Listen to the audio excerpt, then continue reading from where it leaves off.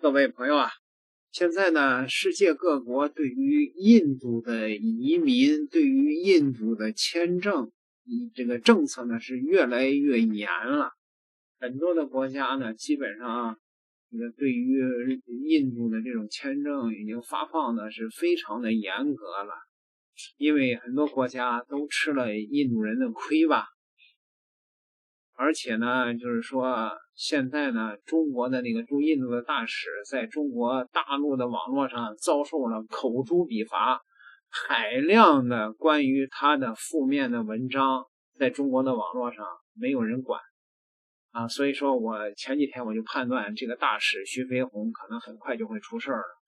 但是他发放的那40-50万张进入中国的签证，那还是一个很大很大的隐患啊。有人说，那把他们因为中国的社会治理水平比较高嘛，让那些街道上的小脚侦缉队把他们一个个的都给挖出来遣返了，不就完了吗？但是这里边啊，中国网友发现还有一个巨大的漏洞，这个漏洞就是一些中国女人，这些中国女人嫁给了印度人以后，她自己嫁了也就算了啊，她还把那个印度丈夫的一大家子给接到中国来，这就把中国的网友给气炸了。而且这些人呢，在中国的网络上还通过炒作嫁给印度人这些事儿，通过流量还赚得盆满钵满，这就非常的讽刺了。嗨，大家好。很多人看了我之前的视频呢，都会很好奇，为什么我老公是一个印度人，然后有那么多不好的生活习惯，然后我还要选择跟他一起生活呢？其实我也就是吐槽一下吧，找一个发泄的出口，吐槽一下我老公的一些不好的生活习惯。那我肯定是觉得他的优点比他的缺点要多，所以会选择跟他在一起，会不顾父母的反顾呀，执意要跟他结婚，对不对？那今天就跟大家说一说，我为什么最后会选择跟他结婚。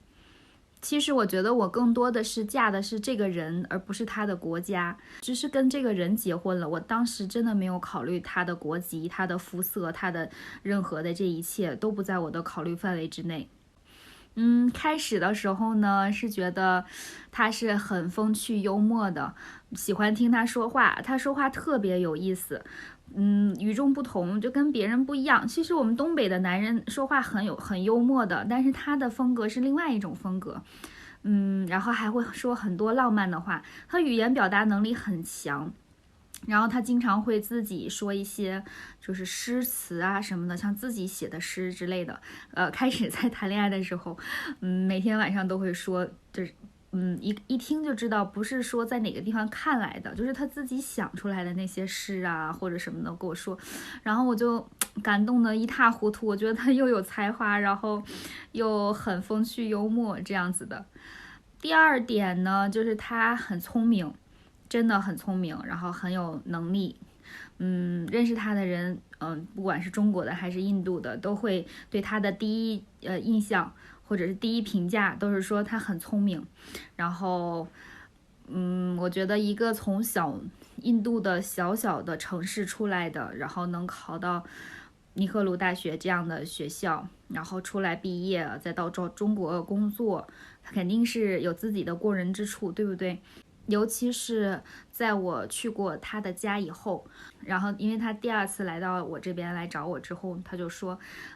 结婚之前一定要让我去看看他生长的环境，看看他出生的地方，然后看看我是不是会接受，因为他自己知道那是一个什么样的情况，我就全部都是凭空想象。他说一定要让我亲自去看一下那个地方是什么样子的，看我可不可以接受未来我的婆家是这样子的，然后再决定要不要结婚。我觉得他说的很对，所以那时候百忙之中吧，也在上班，就抽时间就去印度去看看他的老家，看看他出生的地方，看看他从小长大的地方。哇塞，那个地方我就感觉一下子穿越回了古代，回到了我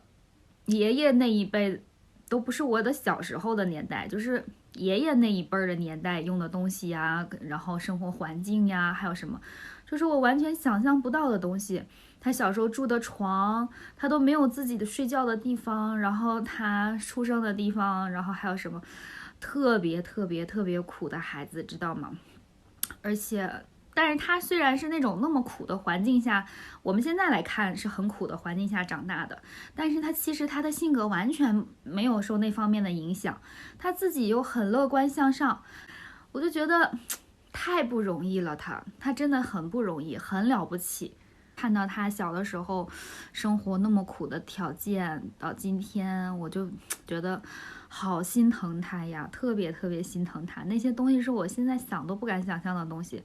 是现在的人听说了之后都觉得不可思议的东西，就觉得好心疼他呀，就更要跟他在一起，组成一个更好的家庭。再一点呢，觉得他很顾家。一个男人如果很顾家，对自己的家里很好的话，以后到你自己的小家庭也会对你很好的。你不要觉得他好像把所有的一切都给了自己的家里，你放心，等到你们结婚的时候，有到你们自己的小家庭的时候，他会把这个东西，把你的小家同样看得很重要。当然，如果一个人结了婚之后也不要自己的大家了，那样的人也不可取，对不对？也一定不能嫁的。所以这一点呢，家庭观念很重，这一点也是很吸引我的。再有就是我老公三观很正呀，然后人很善良，主要就是他没有什么不良嗜好，不抽烟不喝酒，超级讨厌抽烟，然后不喝酒，没有乱花钱的地方，唯一有一点点嗜好就是喜欢喝咖啡。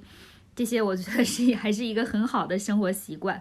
剩下的没有什么不良嗜好呀，我觉得，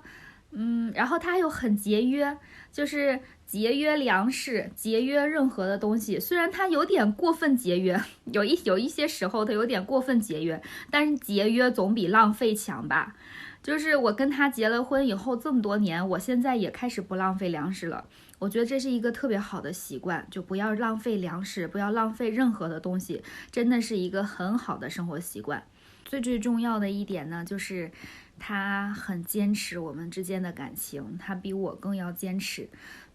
然后他为了我放弃了很好的在广州的工作机会。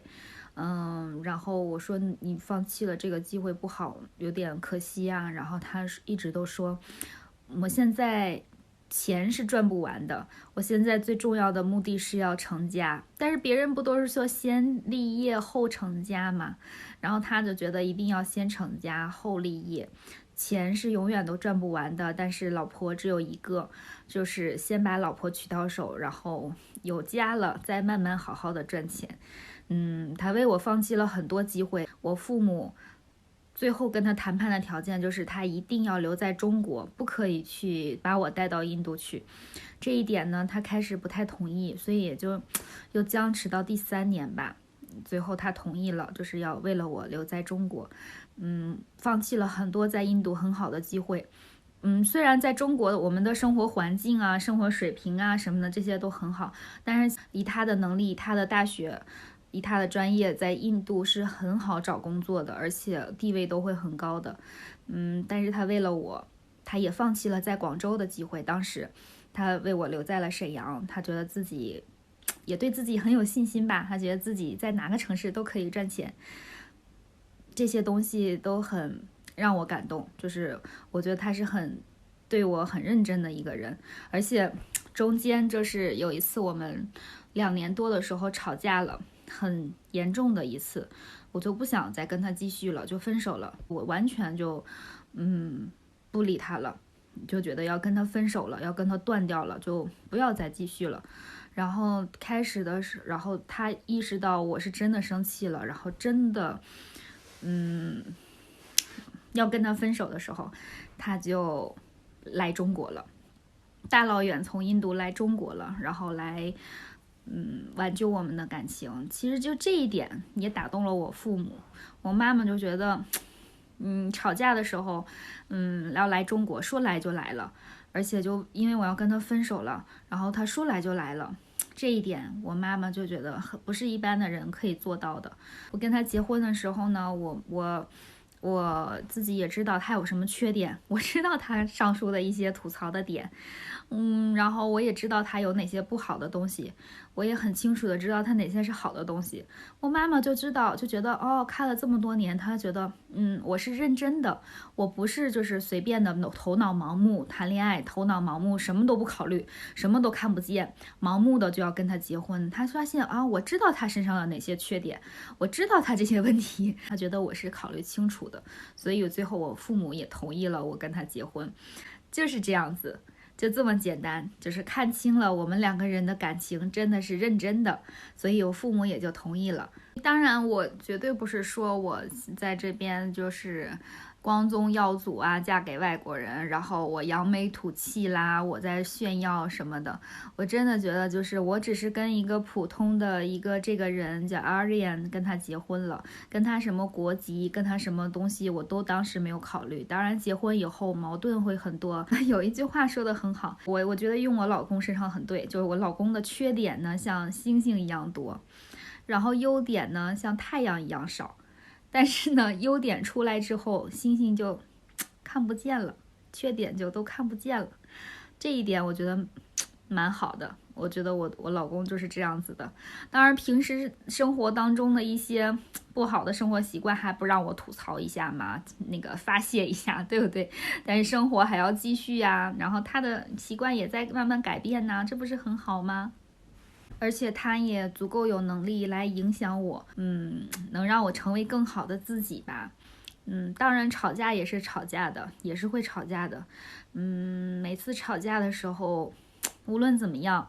我会出去散心啊，或者怎么样。然后他要是出去，他就顶多就在家门口待着，他也不会走得很远很远的地方，然后去找别的地方玩啊，去找别的地方发泄呀。他顶多就是在家门口的地方等着我回来，我就觉得还挺有安全感的这样子。反正跟谁结婚都是不容易的，对不对？你就跟个中国人，跟你家的邻居、你的发小结婚也是不容易的，所以跟谁结婚都是不容易的，所以都要互相的磨合、互相的包容、互相的理解、互相尊重。这样子日子才能过好，对不对？也不是说我们现在就已经磨合好了，我们需要磨合的东西太多了，就继续努力吧。如果喜欢我的视频，请关注我，下期见。作为来过印度3次的中国人，我对印度到底是什么样的看法？ Hello， 大家好，我是丹丹。这期视频呢，想和大家好好聊聊我眼中的印度。我2016年和2019年来过2次印度，前2次来的时候呢，主要是以拜访家人和旅游为目的。当时还没有见过世界的我，看到和自己国家完全不一样的景象，觉得哪里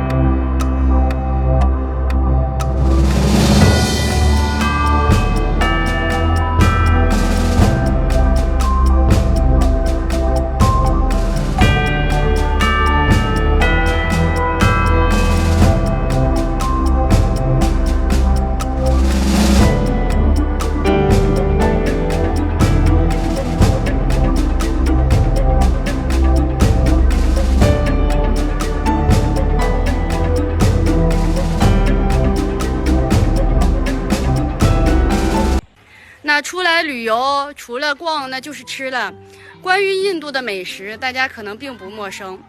黄乎乎、稀的溜的，用手和来和去的。说到这里，你是不是和我一样不自觉地皱起了眉？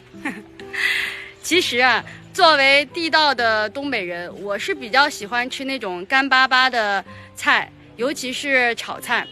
也不很喜欢汤汤水水的泡饭。那出一趟国门，我不能不体验一次异国美食吧？哎呀，主要就是不吃的话就得饿肚子，也没得选。我就先从我感官上能接受的食物开始，像什么土豆馅饼配酱料呀，这个行，这个我可以用手吃，我也能接受。我记得第一次去阿哥拉红堡去看泰姬陵的时候，在阿哥拉的街边一对父子的摊位上，我一共是吃了3张还是4张的馅饼，做的真的就是很好吃。就是这样开始，我就能够逐渐的尝试其他的印度食物，像咖喱鸡配米饭，再就上一点用醋腌制红彤彤的那个小毛葱。从此我就打开了新世界的大门。我这回在印度算是饿不着了。后来陆续我就尝了很多的印度美食，最后呢，像咖喱饺啊、那个脆球饼啊、roti 啊、sabji 啊，这些都成了我的最爱。尤其是那个黄油馕饼配咖喱鸡，味道超正，简直是谁吃谁爱。即使呢我来了2次印度，但我对印度的了解也都是浮于表面、走马观花的，因为我从来没有深入的和当地的印度人打过交道。直到这次2023年我来印度举办我的婚礼。那这次来印度的主要目的大家都知道，也不是旅游，也不是玩，而是解决我和荣生的终身大事。这既然是这样，那就注定了我要和荣生的家人啊、邻居啊、亲朋好友呢打成一团，关系会更加的近一些，交流也会更加的多一些。经过这次和身边的这些印度人的接触，我发现了他们身上有一些闪光点，像他们待人比较热情，而且是特别重视感情，重视这种亲人之间的感情，也很重视邻里之间的这种感情。邻里之间也是乐于帮助的，乐于帮忙，乐于奉献。虽然他们物质上并不算是很富足，但是他们精神上却是知足常乐。单单的还是那句话，就是哪里都有好人，哪里都有坏人。不过我很幸运的话，就是我所到之处，我身边的都是那些很好的、很温暖的、很善良的人。虽然印度的卫生和环境不怎么样，但是普通百姓呢却是充满善意的。但恐怕在这里时间久了，会让人变得懒散，甚至失去赚钱的欲望。目前这样的生活还不太适合我和荣生这正值奋斗的年纪，所以我们还会回到中国，选择让好的环境和发展激励我俩继续奋发图强。那这期视频丹丹就讲这么多，喜欢丹丹和荣生的视频可以给丹丹点个赞，鼓励一下我们，记得点关注哦，咱们下期再见，拜拜。保定和杭州的网红印度餐厅如今全凉了，人去楼空。年初还在杭州高调开2店，一口气从印度弄来30多个老乡当员工，甚至连公婆都接来享福。结果呢，保定和杭州的店如今全关了，这可不是哪个部门查封的，是大家硬生生给投死的。他打的什么算盘？靠着嫁给外国人的莫名优越感，把自个包装成高端货，私下却嫌弃同胞没教养，端着东方大国人的碗，还敢往锅里吐口水。杭州分店开张时，还特意把印度籍员工当成卖点，连擦桌子端盘子的都标注国籍，好像用了东方大国服务员就拉低了他店的档次似的。大家没网暴他，连骂都懒得骂，就是默契的再也不进店。做生意讲究人心换人心，你把顾客当傻子，以为弄几10个外籍服务员就能高人一等，这下底裤都赔没了。请大家先看一个视频。Hello， 家人朋友们啊，今天呢，我来回复一期你们最想问的问题啊。你现在吃饭用的什么？用筷子。筷子啊。那还有一个问题啊，你们比较在意的，你身上臭不臭？不臭。真的吗？香。香啊。真不臭，是真不臭啊。这是咱们中国的一个女性嫁给一个印度人，对吧？她问这个印度小伙子身上臭不臭，这个印度人说不臭。其实印度人身上臭不臭啊，我根本就不关心啊。你们最好就是结婚以后啊，回印度生活，就不要在中国生活了。再个不要干那种嫁给印度人了啊，就把印度的亲戚都弄到中国来生活。前2天我还录了一个视频，咱们中国的一个女的嫁给一个印度人啊，在中国开餐馆呢，实际上就是跟移民中介似的，因为她嫁给一个印度人，把公婆从印度接过来，然后呢弄过来20多个印度人，这个就太恶心了啊！说实话，咱们国内啊，目前年轻的一代女性跟以前的女性真的有很大的差异。在咱们国家人穷的时候啊，有好多女的，对吧？嫁给那些日本的、韩国的、欧美的人，这个说实话倒是也可以理解，都想过好日子嘛。但是咱们国内现在这么好了，你去嫁一个印度人，或者说其他南亚国家的人，我真的是无法理解啊。因为他们尤其不该做的就是你把印度整家人弄到咱们中国来，对吧？前两天我也发视频说了，你像印度人都到了加拿大以后，在加拿大的海滩上拉屎，各种不遵守公共秩序，不占便宜就算吃亏，这就是印度人的典型特征啊。我去年的时候，我从墨尔本回咱们国内，然后就遇到一个印度人啊，对我的态度特别差，服务非常不专业啊。排队轮到我了，他非得把后面其他人，包括白人都服务完以后，最后再给我服务。因为我转机的时候时间非常短啊，涉及到一个箱子的转运的事儿，如果是错过时间了，那个箱子就只能扔了，里面装了我很多很重要的东西。所以印度人对中国人啊是非常不友好的。但是咱们国内的某些女性啊，也不知道是因为自由给多了还是怎么回事，就特别的心里没数。咱们中国人的智商啊普遍是非常高的，对吧？金色人种啊，肤色也非常好看啊，国内的这个女性啊普遍也非常好。但是我不知道为什么就是脑子被弄坏了啊。我们公司所在的地方啊是北京的一个地标建筑啊，都到这个年代了啊，经常还能在楼下经常见到一些中国的女性找那个南亚的男人啊谈恋爱啊结婚，我真的是没法理解。说实话啊，男人守边疆，女人守血脉，对吧？这都是天然的分工啊，这个分工是非常严肃的。碰到有难的时候，妇女和儿童先走，它的潜台词就是说，这些女性是潜在的妈妈，对吧？未来能给咱们中国人守住血脉啊，所以呢才会让妇女和儿童先走，然后男人来善后，甚至做出牺牲，对吧？现在咱们中国发展的越来越好了，各种基础设施都非常好，但是某些女性啊真的是没脑子，对吧？中国的男性多好，多有责任感啊，去找一个南亚的男的，我真的是难以理解，生出来所谓的混血儿啊，那个缺陷率特别高，真是脑子坏掉了。好吧，今天就这事儿跟大家聊这么多，有不同意见评论区讨论，请大家点点关注。好嘞，谢谢。看过这些之后，朋友们，你们心里边是不是觉得哇凉哇凉的呀？中国的有关部门对这种事情应该有一个应对之策吧？不然的话，好家伙，中国的这个中华龙兴大地，让人家印度三哥腾笼换鸟吗？难道？着急呀，点个订阅，咱们下集再聊。